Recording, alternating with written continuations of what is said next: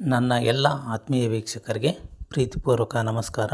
Money flow ಚಾನಲ್ಗೆ ಸ್ವಾಗತ ಸುಸ್ವಾಗತ. ಕರ್ಮಣ್ಯೇ ವಾಧಿಕಾರಸ್ತೆ ಮಾ ಫಲೇಶು ಕದಾಚನ ಮಾ ಕರ್ಮಫಲ ಹೇತುರ್ಭೂ ಮಾತೆ ಸಂಗೋಸ್ತವ ಕರ್ಮಣಿ. ಸ್ನೇಹಿತರೆ, ಇವತ್ತಿನ ವಿಡಿಯೋದಲ್ಲಿ ನೀವು ಶ್ರೀಮಂತರಾಗಬೇಕು ಅಂದರೆ, ಲಕ್ಷ್ಮೀದೇವಿ ಕೃಪೆ ಪಡಿಬೇಕು, ಲಕ್ಷ್ಮೀದೇವಿ ಆಶೀರ್ವಾದ ಪಡಿಬೇಕು ಅಂದರೆ ಪ್ರತಿ ಶುಕ್ರವಾರ ಲಕ್ಷ್ಮೀದೇವಿಗೆ ಹೇಗೆ ಮತ್ತು ಯಾವ ವಿಧಾನದಿಂದ ಪೂಜೆ ಮಾಡಬೇಕು, ಪೂಜೆ ಸಮಯದಲ್ಲಿ ಲಕ್ಷ್ಮೀದೇವಿಗೆ ಏನೆಲ್ಲ ಅರ್ಪಿಸಬೇಕು ಅಂತ ಈ ವಿಡಿಯೋದಲ್ಲಿ ನೋಡ್ತಾ ಹೋಗೋಣ. ವಿಡಿಯೋ ಸ್ಟಾರ್ಟ್ ಮಾಡೋ ಮೊದಲು ಯಾರೆಲ್ಲ ಈ ವಿಡಿಯೋ ನೋಡ್ತಾ ಇದ್ದೀರಾ, ದಯವಿಟ್ಟು ಈ ಚಾನಲ್ ಸಬ್ಸ್ಕ್ರೈಬ್ ಮಾಡಿ, ಈ ಚಾನಲ್ ಬೆಳೆಸಿ, ಹಾಗೆ ವಿಡಿಯೋ ಲೈಕ್ ಮಾಡಿ, ನಿಮ್ಮ ಸ್ನೇಹಿತರಿಗೂ ಶೇರ್ ಮಾಡಿ.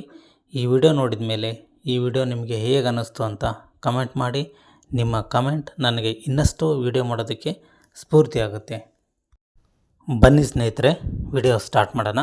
ಸ್ನೇಹಿತರೆ, ನಾವು ಲಕ್ಷ್ಮೀದೇವಿ ಕೃಪೆ ಪಡಿಬೇಕು, ಲಕ್ಷ್ಮೀದೇವಿ ಆಶೀರ್ವಾದ ಪಡಿಬೇಕು ಅಂದರೆ ಅದು ಅಷ್ಟು ಸುಲಭ ಅಲ್ಲ. ಸುಲಭ ಆಗಿದ್ದರೆ ಪ್ರಪಂಚದಲ್ಲಿ ಎಲ್ಲರೂ ಶ್ರೀಮಂತರಾಗ್ತಿದ್ರು. ನಾವು ಏನೇ ಒಂದು ಪಡಿಬೇಕು ಅಂದರೆ ಅದರ ಹಿಂದೆ ಶ್ರಮ, ಶ್ರದ್ಧೆ, ಭಕ್ತಿ ಇದೆಲ್ಲದರ ಪಾತ್ರ ತುಂಬ ಇರುತ್ತೆ. ಮನೆಯಲ್ಲಿ ಧನ, ಧಾನ್ಯ, ಸಂಪತ್ತು, ಅದೃಷ್ಟ ಬರಬೇಕಾದ್ರೆ ಶುಕ್ರವಾರದಂದು ಲಕ್ಷ್ಮೀದೇವಿಗೆ ಕೆಲವೊಂದು ವಸ್ತುಗಳನ್ನು ಅರ್ಪಿಸಬೇಕಾಗುತ್ತೆ. ದೇವಿಯನ್ನು ಕೆಲ ವಿಧಾನಗಳ ಮೂಲಕ ಪೂಜಿಸಬೇಕಾಗುತ್ತೆ. ಶುಕ್ರವಾರ ಪೂಜೆ ಸಮಯದಲ್ಲಿ ಲಕ್ಷ್ಮೀದೇವಿಗೆ ಯಾವೆಲ್ಲ ವಸ್ತುಗಳನ್ನು ಅರ್ಪಿಸಬೇಕು ಅಂತ ಇವಾಗ ನೋಡ್ತಾ ಹೋಗೋಣ ಬನ್ನಿ. ಲಕ್ಷ್ಮೀದೇವಿಯು ನಮಗೆ ಸಂಪತ್ತನ್ನು ಕರುಣಿಸುವ ದೇವತೆ. ಯಾವ ವ್ಯಕ್ತಿ ತನ್ನ ಜೀವನದಲ್ಲಿ ಲಕ್ಷ್ಮೀದೇವಿಯ ಆಶೀರ್ವಾದ ಹೊಂದಿರ್ತಾನೋ ಅವನು ಭವಿಷ್ಯದಲ್ಲಿ ಶ್ರೀಮಂತನಾಗ್ತಾನೆ ಎನ್ನುವ ನಂಬಿಕೆ ಇದೆ. ಈ ಕಾರಣಕ್ಕಾಗಿ ಹೆಚ್ಚಿನವರು ಲಕ್ಷ್ಮೀದೇವಿಯ ಆಶೀರ್ವಾದ ಪಡೆದುಕೊಳ್ಳಲು ಪ್ರಯತ್ನ ಪಡ್ತಾನೆ ಇರ್ತಾರೆ. ಇದಕ್ಕಾಗಿ ಅವರು ವ್ರತಗಳನ್ನು, ಇನ್ನಿತರ ಪೂಜೆಗಳನ್ನು ಮಾಡ್ತಾ ಇರ್ತಾರೆ. ನೀವು ಕೂಡ ಲಕ್ಷ್ಮೀದೇವಿಯ ಮೆಚ್ಚುಗೆಗೆ ಪಾತ್ರರಾಗಲು ಬಯಸಿದರೆ, ನಿಮ್ಮ ಮನೆಯಲ್ಲಿ ಧನ, ಧಾನ್ಯ, ಸಂಪತ್ತು, ಅದೃಷ್ಟ, ಸಮೃದ್ಧಿ ಪಡಿಬೇಕು ಅಂತ ಬಯಸಿದರೆ ತಪ್ಪದೆ ಈ ಪುಟ್ಟ 2 ಕೆಲಸಗಳನ್ನು ಮಾಡಬೇಕಾಗುತ್ತೆ.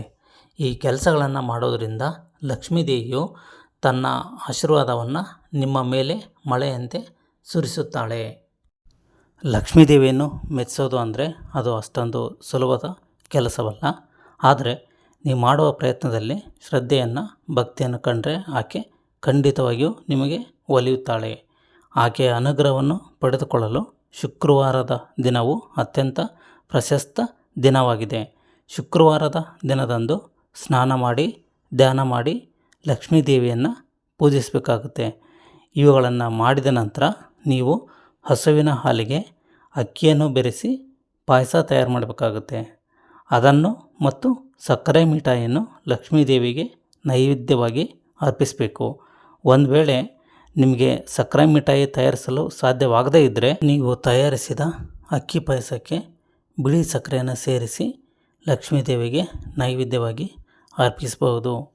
ನೀವು ಇದನ್ನು ಮಾಡೋದರಿಂದ ಲಕ್ಷ್ಮೀದೇವಿ ನಿಮ್ಮ ಮೇಲೆ ಶೀಘ್ರದಲ್ಲಿ ಪ್ರಸನ್ನಳಾಗ್ತಾಳೆ. ನೀವು ಈ ಥರ ಲಕ್ಷ್ಮೀದೇವಿಗೆ ಪೂಜೆ ಮಾಡೋದರಿಂದ ನಿಮ್ಮ ಮನೆಯಲ್ಲಿ ಸಂಪತ್ತು ಹಾಗೂ ಸಮೃದ್ಧಿಗೆ ಯಾವುದೇ ರೀತಿಯಾದ ಕೊರತೆಯಾಗದಂತೆ ಲಕ್ಷ್ಮೀದೇವಿಯು ನೋಡ್ಕೊಳ್ತಾಳೆ. ಲಕ್ಷ್ಮೀದೇವಿಗೆ ನೀವು ಅಕ್ಕಿಯಿಂದ ತಯಾರಿಸಿದ ಪಾಯಸ ಹಾಗೂ ಸಕ್ಕರೆ ಮಿಠಾಯಿಯನ್ನು ನೈವೇದ್ಯವಾಗಿ ಅರ್ಪಿಸಿದ ನಂತರ ಈ ಒಂದು ಸಣ್ಣ ಕೆಲಸ ಮಾಡಬೇಕಾಗುತ್ತೆ. ಅದೇನೆಂದರೆ, ಲಕ್ಷ್ಮೀದೇವಿಗೆ ಪೂಜೆಯ ಕೊನೆಯಲ್ಲಿ ಆರತಿಯನ್ನು ಮಾಡಿ ದೇವಿಗೆ ಅರ್ಪಿಸಿದ ನೈವೇದ್ಯವನ್ನು ಪ್ರಸಾದವಾಗಿ ಎಲ್ಲರಿಗೂ ನೀಡಬೇಕು. ಹಾಗೂ ಪೂಜೆಗೆ ಆಹ್ವಾನಿಸಿದ್ದ ಕನ್ಯೆಯರಿಗೆ ಆಹಾರವನ್ನು ನೀಡುವ ಮೂಲಕ ಅವರನ್ನು ಗೌರವಿಸಬೇಕಾಗುತ್ತೆ. ಶುಕ್ರವಾರದಂದು ಲಕ್ಷ್ಮೀದೇವಿಗೆ ಪಾಯಸ ಮತ್ತು ಸಕ್ಕರೆ ಮಿಠಾಯಿ ನೈವೇದ್ಯ ಮಾಡಿದ ನಂತರ 7 ವರ್ಷಕ್ಕಿಂತ ಕಡಿಮೆ ವಯಸ್ಸಿನ ಹೆಣ್ಣು ಮಗುವಿಗೆ ಆಹಾರವನ್ನು ತಿನ್ನಿಸಬೇಕು. ಈ ಥರ ಮಾಡೋದರಿಂದ ಲಕ್ಷ್ಮೀದೇವಿಯು ನಿಮ್ಮ ಮೇಲೆ ಸಂತೋಷಪಡ್ತಾಳೆ. ಈ ದಿನ ನೀವು ಸ್ನಾನ ಮಾಡಿ, ಧ್ಯಾನ ಮಾಡಿ ಮತ್ತು ಲಕ್ಷ್ಮೀದೇವಿಯನ್ನು ಶುದ್ಧ ಹೃದಯದಿಂದ ಪೂಜಿಸಿದರೆ ನಿಮ್ಮ ಮನೆಯ ಖಜಾನೆ ಯಾವಾಗಲೂ ತುಂಬಿರುತ್ತದೆ. ಪ್ರತಿ ಶುಕ್ರವಾರ ನೀವು ಈ ರೀತಿ ಮಾಡೋದ್ರಿಂದ ನೀವು ಲಕ್ಷ್ಮೀದೇವಿಯ ಆಶೀರ್ವಾದವನ್ನು ಪಡ್ಕೊಳ್ತೀರಿ. ಆಕೆ ಸದಾಕಾಲ ನಿಮ್ಮೊಂದಿಗೆ ಇರ್ತಾಳೆ. ಲಕ್ಷ್ಮೀದೇವಿ ನಿಮ್ಮೆಲ್ಲರ ಆಸೆ ಕನಸನ್ನು ಈಡೇರಿಸಲಿ ಅಂತ ನಾನು ಲಕ್ಷ್ಮೀದೇವಿ ಹತ್ರ ನಿಮ್ಮ ಪರವಾಗಿ ಕೇಳ್ಕೊತೀನಿ. ಹಾಗೆ ಇಲ್ಲಿವರೆಗೂ ಈ ವಿಡಿಯೋ ನೋಡಿದ್ರಿಂದ ನಿಮಗೆ ಕೃತಜ್ಞತೆಯನ್ನು ಸಲ್ಲಿಸ್ತಾ ಮುಂದಿನ ವಿಡಿಯೋದಲ್ಲಿ ಮತ್ತೆ ಸಿಗೋಣ ಅಂತ ಹೇಳ್ತಾ ಈ ವಿಡಿಯೋನ ಇಲ್ಲಿಗೆ ಮುಗಿಸ್ತಾ ಇದ್ದೀನಿ. Thank you to all and thank you universe.